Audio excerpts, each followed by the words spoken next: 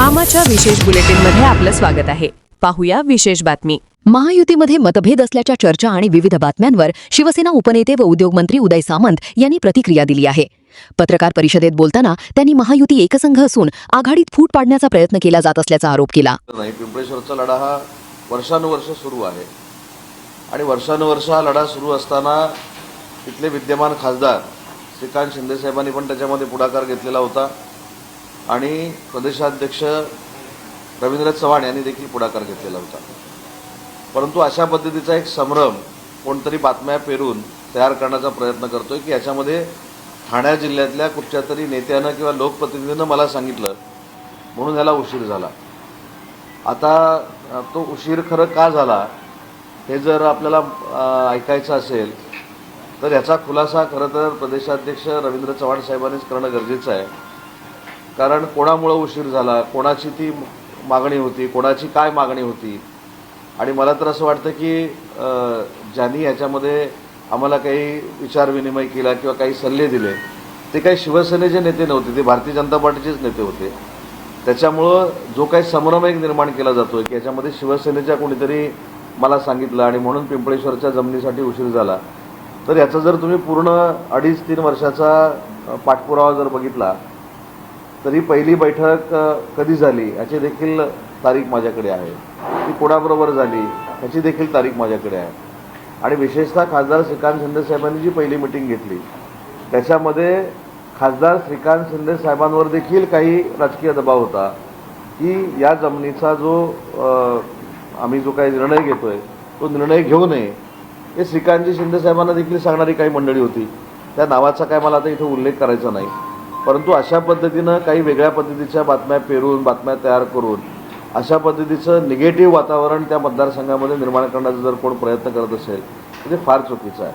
आणि एखादी चांगली गोष्ट करत असताना मी मगाशीच देखील सांगितलं ना की जर मला त्या ठिकाणी 2 मिनटं बोलण्याची संधी दिली असती तर 3-3.5 वर्षाचा पूर्ण प्रवास कसा झाला, त्याच्यामध्ये श्रीकांतजींनी किती मेहनत घेतली, त्याच्यानंतर रवींद्र चव्हाण साहेबांनी किती मेहनत घेतली आणि कुणी काय सांगितलं हे देखील डायरेक्टली इनडायरेक्टली त्या ठिकाणी मी सांगितलं असतं.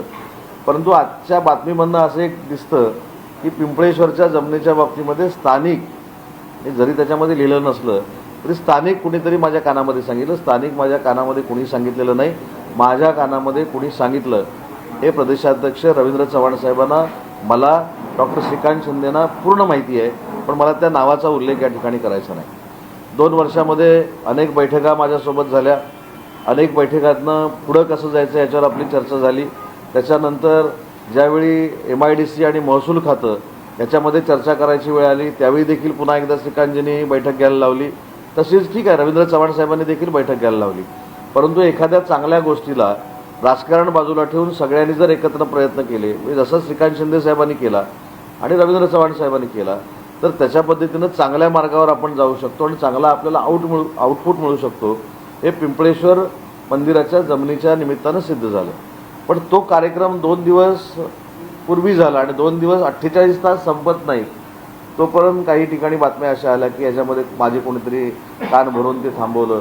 माझं म्हणणं, ज्यांनी आम्हाला सांगितलं, ज्यांनी आमच्याशी चर्चा केली, ज्यांनी पिंपळेश्वर मंदिराच्या संदर्भामध्ये थांबा म्हणून सांगण्याचा प्रयत्न केला, हे कोण होते हे मला देखील माहिती आहे, माननीय श्रीकांत शिंदे साहेबांना देखील माहिती आहे आणि रवींद्र चव्हाण साहेबांना देखील माहिती आहे. त्याच्यामुळे तो संभ्रम नाहक कुठंतरी शिंदे साहेबांवर किंवा श्रीकांतजींवर येऊन थांबू नये म्हणून राज्याचा उद्योगमंत्री म्हणून या संपूर्ण बातमीचा मी खुलासा केलेला आहे.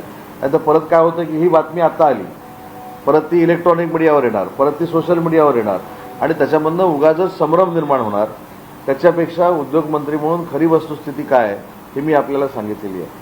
अजून तिथल्या कार्यक्रमातली अजून एक महत्त्वाची गोष्ट सांगतो की ज्या पद्धतीनं त्या कार्यक्रमाला उशीर झाला आणि मुख्यमंत्री महोदयांना देखील तब्येतीचा त्रास होत होता, त्याच्यामुळं कदाचित तिथं उद्योगमंत्री म्हणून मला बोलायला दिलं नसेल, परंतु तिथंच काही खुलासे झाले असतील.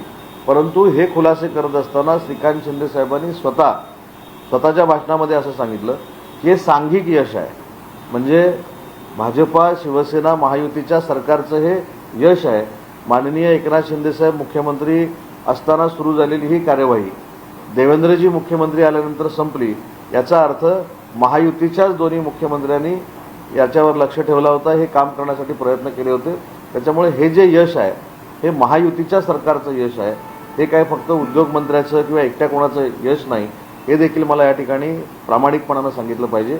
आणि आजच्या बातमीतला पूर्णतः संभ्रम दूर व्हावा यासाठी राज्याचा उद्योगमंत्री म्हणून या विषयासाठी मी आपल्याला बोलवलं.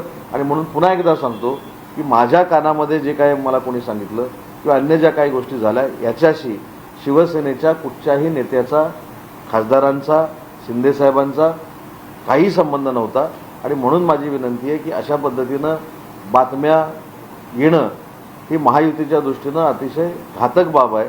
कारण शेवटी आम्ही सांघिक काम करतोय, एकत्र काम करतोय. अशा बातम्या टाकून किंवा अशा बातम्या पेरून आमच्या महायुतीमध्ये दरार निर्माण होईल असं जर कोणाला वाटत असेल तर त्याच्यामध्ये ते यशस्वी होणार नाही. आमा चॅनलला लाईक करा, बातमीला शेअर करा, सबस्क्राईब फॉलो करायला विसरू नका.